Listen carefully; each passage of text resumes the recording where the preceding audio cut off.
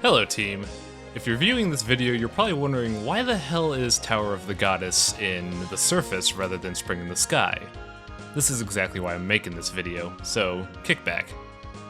Explaining the Tower of the Goddess requires a bit of research into the backstory of La-Mulana.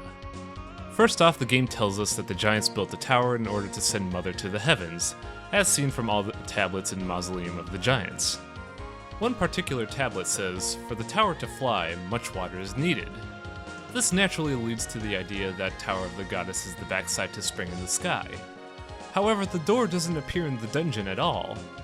Another tablet in the Mausoleum of the Giants says, "Ribu dug a hole in order to send water to the tower."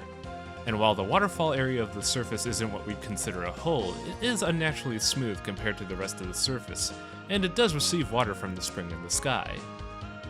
While not really traditional to the game's rules, the layout still makes some form of sense. Mulbrook also alludes to the idea that some giants may have escaped to the surface, but most people usually allude that clue to Argus rather than thinking it's for the Tower of the Goddess. As for why Vi unlocks the area, that's another tricky subject. A priest in Inferno Cave specifies that the towers needed hot water in order to launch the tower. We can assume that means something needs to be done in Inferno Cave or Tower of Ruin in order to open up the door to Tower of the Goddess.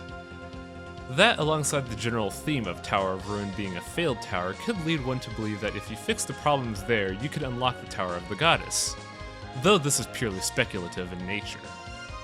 The La-Mulanese rune on the door could be a clue as well, but you have to beat Vi to see it anyway, so that's kind of a moot point. While not the best explanation as to why Tower of the Goddess is in this area, it's probably the best thing I could come up with what I gleaned from the video game.